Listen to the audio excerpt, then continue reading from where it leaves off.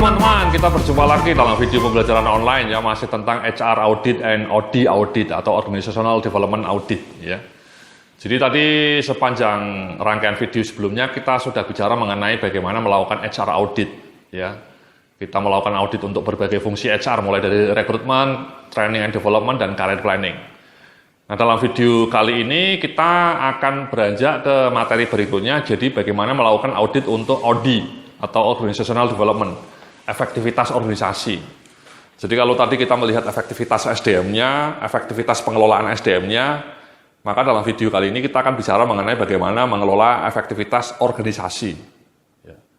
Supaya SDM-nya unggul, organisasinya unggul, kinerja bisnis Anda menjadi luar biasa, ya, dahsyat, cetar membahana, super, gitu ya. Tapi kalau SDM-nya berkele, ya pengelolaan SDM-nya itu banyak yang jauh dengan gap-nya. Tadi kita sudah bicara mengenai gap, Mas ya, Mbak-mbak ya, Bapak, Ibu-ibu. Kalau misalnya praktek Anda selama ini ternyata masih jauh dari best practices untuk SDM ya, ya Anda berarti harus kerja keras, Mas ya, supaya pengelolaan SDM di kantor Anda menjadi lebih maknyus, jangan abal-abal, ya. Karena people is everything, ya. Human resource itu adalah segalanya, pilar. Kata Jim Collins itu, first who, then what. Jadi pikirkan orangnya dulu, baru mikir strategi. Jangan mikir strategi duluan kalau Anda tidak punya SDM yang tangguh, gitu ya. Jadi SDM-nya harus tangguh. Oke? Nah, di dalam segmen berikutnya, coba Anda lihat nih ya. Jadi ketika kita mau melakukan analisa terhadap efektivitas organisasi, itu ada 5 elemen yang akan kita bedah, Mas. Ya. Jadi bisa Anda lihat, saya tampilkan tuh slide-nya di depan Anda. Model komprehensif untuk mendiagnosa organisasi. Jadi ada 5 dimensi, Mas. Jadi 5 dimensi ini yang akan kita bedah. Jadi dimensi pertama ketika Anda mau mendiagnosa organisasi, itu strateginya. Bagaimana strateginya, ya. Menunjukkan bagaimana organisasi merumuskan strategi untuk mewujudkan misi dan visinya. Bagaimana strateginya. Yang kedua, strukturnya.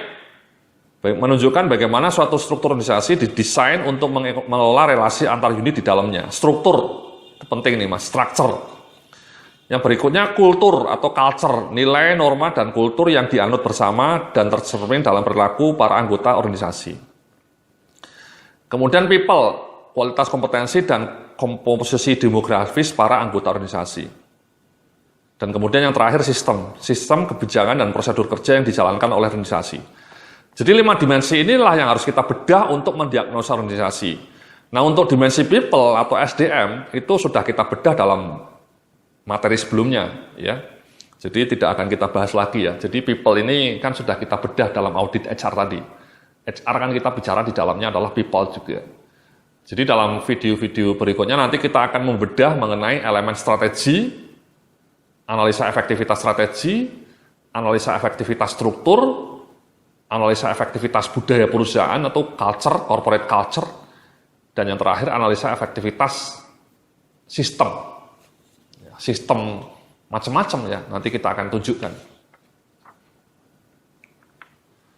Nah, mari coba kita lihat di slide berikutnya ya. Di slide berikutnya ini sama Mas ya. Jadi kita selalu ketika mencoba menganalisa efektivitas organisasi itu melihat best practices-nya, Mas, benchmark-nya. Di sisi kiri best practices-nya mengacu kepada praktek-praktek terbaik di perusahaan kelas dunia. Di sisi kanannya adalah implementasi saat ini, implementasi yang terjadi di perusahaan Anda saat ini. Ya. Untuk strategi misalnya itu, ya.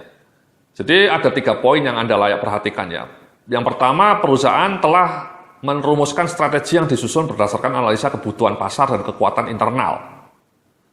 Strategi yang disusun memuat sasaran kinerja yang terukur, disertai dengan inisiatif strategis yang komprehensif. Secara reguler dilakukan proses pemantauan penerapan inisiatif strategis dalam rangka mencapai sasaran yang telah ditetapkan dalam strategi perusahaan. Ya, jadi ada 3 poin ini ya, Mas ya, yang layak Anda perhatikan ya. Jadi perusahaan-perusahaan kelas dunia itu dalam hal strategi ya mereka punya rumusannya ya. Mau kemana ini arah strategi perusahaannya. Yang didasarkan pada analisa market, ya dinamika persaingan, dibanding dengan kompetisi dengan analisa internal. Ya. Jadi strategi mau kemana. Jangan sampai Anda salah melakukan strategi sehingga Anda mati. Seperti Kodak misalnya, perusahaan Kodak, perusahaan kamera legendaris Mas ya, mati. Karena mereka abai dengan dinamika pasar, yakni munculnya kamera digital. Gitu.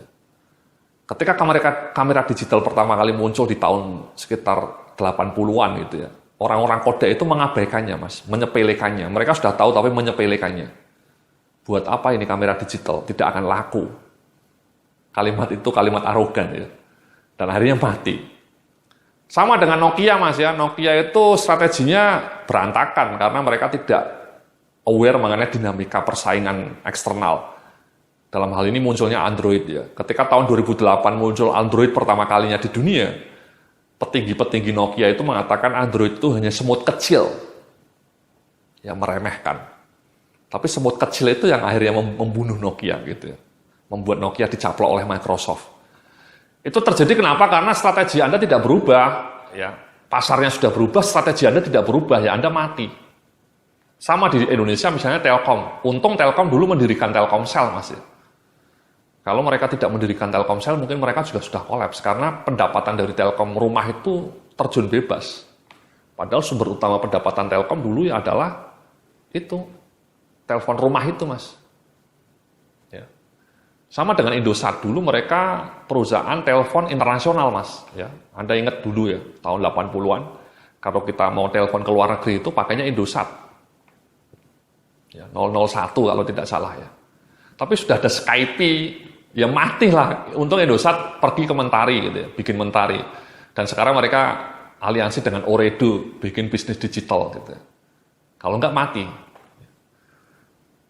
Sama di luar negeri banyak majalah, koran-koran cetak itu mati karena sudah ada online gitu ya.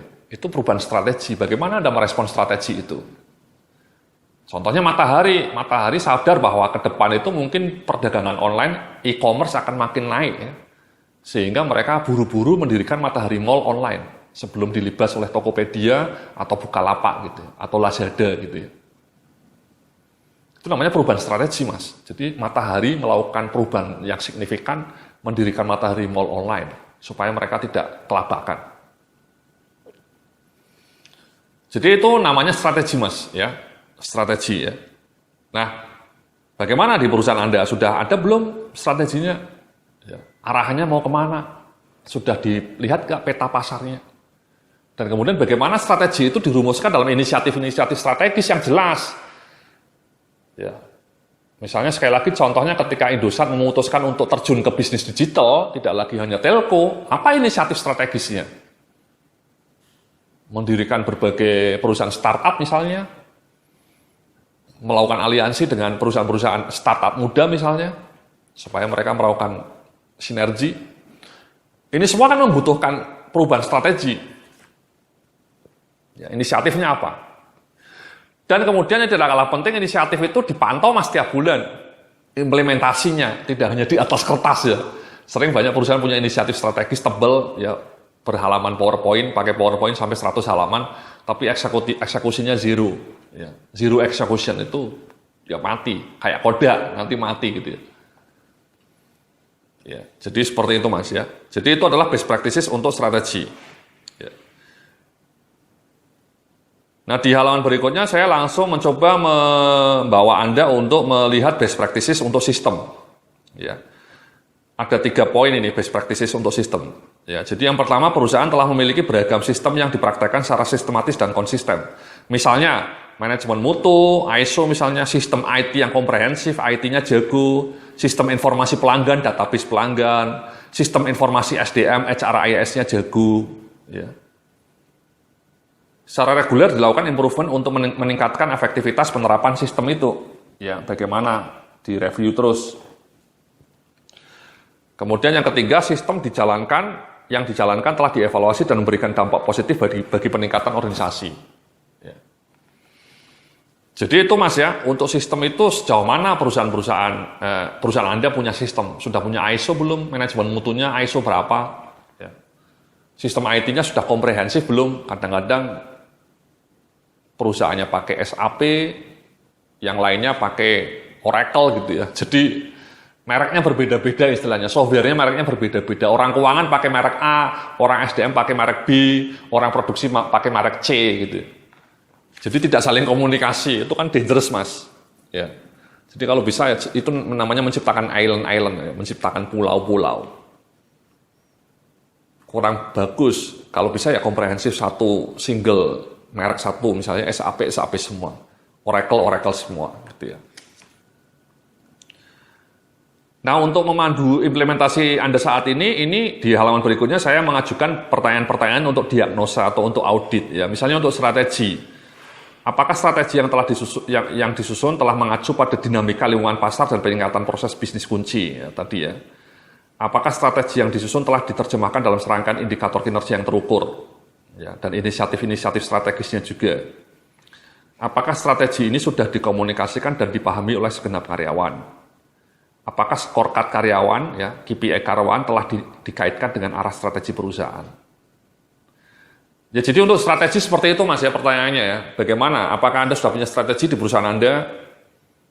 Ya tadi saya mengatakan dan strateginya sudah diawali dengan SWOT analysis atau mungkin pemetaan terhadap kompetisi eksternal ya yang sangat cepat nih perubahannya.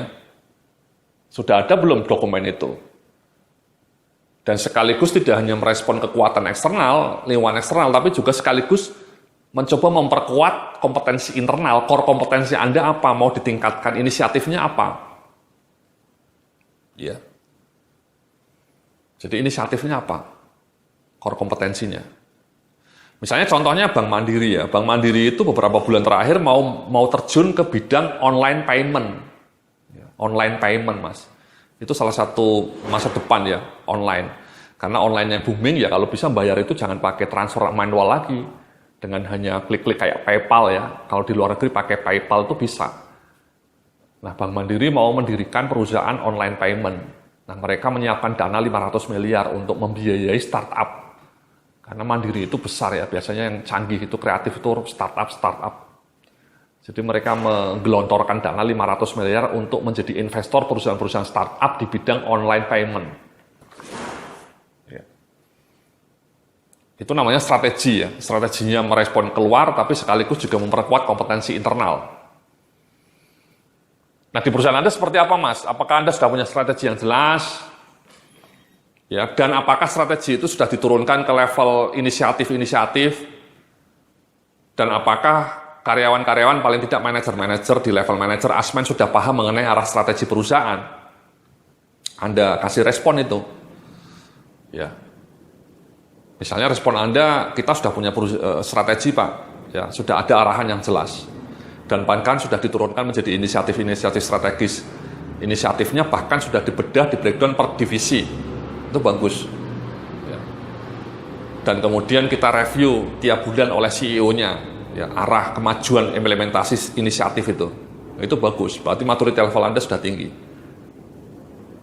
Dan bahkan KPI para manajersnya, para asmennya, KPI-nya sudah di-align dengan KPI korporat. Itu bagus, ya, maturity levelnya tinggi. Atau misalnya respon Anda mengatakan kita sudah punya strategi Pak, tapi belum diturunkan menjadi inisiatif strategis. Atau sudah diturunkan menjadi inisiatif strategis, tapi KPI-nya para manajer belum di-align dengan inisiatif strategis itu. Ya, berarti mungkin maturity level Anda di level 3 ya. Sudah punya strateginya, sudah ada inisiatif strategisnya, tapi KPI para manajersnya belum di-align dengan KPI korporat. Ya, berarti level Anda masih 3 misalnya. Ini namanya diagnosa ya, mendiagnosa efektivitas organisasi Anda. Itu untuk strategi mas. Kemudian untuk sistem Anda bisa lihat itu pertanyaannya. Ya coba kita lihat lagi ya. Apakah telah tersedia sistem yang bagus serta solid dalam beragam bidang kunci semacam sistem manajemen mutu, sistem pengembangan SDM, sistem informasi manajemen, sistem informasi pasar dan pelanggan, dan apakah serangkaian sistem ini telah diimplementasikan dengan konsisten dan bagaimana hasilnya. Ya. Ini kuncinya sistem itu menurut saya di era sekarang itu yang paling kunci adalah IT mas, sistem IT. Bagaimana di kantor Anda itu pakai paperless kalau bisa ya. Jadi kalau perusahaan-perusahaan kayak sekelas IBM, Microsoft, perusahaan Citibank itu mereka mengelola kinerja organisasinya sudah pakai dashboard ya. Anda ketika melihat kinerja balance scorecard itu tidak lagi pakai Excel mas ya, tapi pakai dashboard gitu ya. pakai software yang menarik gitu ya. Bahkan beberapa perusahaan yang tertentu kayak Nestle itu bahkan pakai smartphone. Ya, jadi smartphone Anda itu bisa dilengkapi dengan application app namanya ya. Sekarang kan banyak orang pakai app hanya untuk game gitu ya, atau app-nya untuk majalah detik.com gitu ya. Bayangkan bagaimana semestinya perusahaan Anda juga punya app untuk mengelola kinerja perusahaan Anda. Jadi hanya dengan app itu Anda diklik, Anda bisa muncul penjualan perusahaan Anda. Ya. Jatah absensi Anda, jatah cuti Anda bisa mengajukan cuti dengan smartphone Anda. Tidak lagi pakai kertas. Ya. Hanya dengan klik-klik-klik, Anda bisa mengajukan cuti ke HRD misalnya. Luar biasa itu. Ya. Anda mau reimbursement biaya kesehatan atau asuransi, hanya klik-klik saja pakai app. Itu dahsyat itu. Atau misalnya Anda mengelola penilaian kinerja KPI ini jangan lagi dengan Excel, tapi dengan software. Nah, Anda sudah punya itu belum? Di banyak perusahaan memang maturity levelnya masih rendah ini. Ya, banyak perusahaan yang sistem manajemen SDM-nya saja mengajukan cuti, melacak jatah cuti, reimbursement itu masih pakai manual, pakai kertas karbon lagi gitu ya. Jadi kurang maknyus. Zamannya masih seperti zaman tahun 70-an Mas ya, kurang cetar membahana. Nah, sejauh mana Anda punya sistem itu Mas? Ya. Jadi responnya itu mungkin sistem manajemen mutu sudah punya Pak Yodia, ya sudah kita terapkan ISO-nya, sudah kita monitor bagus, fine. Tapi untuk sistem IT-nya masih sangat tradisional di sini. Ya berarti mungkin maturity level Anda level 3 lah. Sebagian sistem sudah ada, tapi sebagian sistem lainnya masih zero gitu ya. Jadi kurang lebih seperti itu Mas ya. Kita melacak bagaimana maturity level Anda dalam bidang sistem, terutama sistem IT-nya, information system-nya. Sama misalnya database pelanggan, Anda sudah punya belum database pelanggan? CRM misalnya, Customer Relationship Management, CRM software. Ya. Atau tidak usah jauh-jauh deh, sistem informasi HR di tempat Anda. Bagaimana Anda mengolah HRIS di tempat Anda? Apakah HRIS Anda sudah ada modul mengenai career planning, modul training plan, modul performance management, atau hanya modulnya itu hanya database dasar saja ya, hanya untuk mengklik data pegawai, itu kan simple Mas ya, tradisional. Mungkin dari situ kita bisa lihatlah database karyawan ya, alamatnya di mana, karirnya seperti apa, pelatihan apa yang pernah diikuti. Tapi sebaiknya Anda juga punya database seperti itu untuk manajemen kinerja, tadi KPI, pakainya dashboard. Ya. Jadi semuanya pakai IT based, paperless. Jadi itu lebih kredibel ya. Organisasi Anda lebih maknyus, lebih cetar membahana. Kinerjanya bisa membuat user karyawan Anda menjadi happy karena mereka melihat jatah cuti aja hanya dengan smartphone gitu ya, tidak perlu nelpon Anda. Ya luar biasa itu. Oke, terima kasih. Itulah analisa kita mengenai diagnosa, mengenai sistem dan strategi ya. Jadi ada beberapa poin best practices-nya Anda perhatikan kembali ya. Dan kemudian ada pertanyaan-pertanyaan diagnosa untuk memandu implementasi Anda saat ini. Dalam bagian berikutnya kita akan bicara mengenai audit untuk struktur organisasi dan budaya perusahaan. Terima kasih, sampai jumpa dalam video berikutnya. Salam sukses, penuh kemuliaan.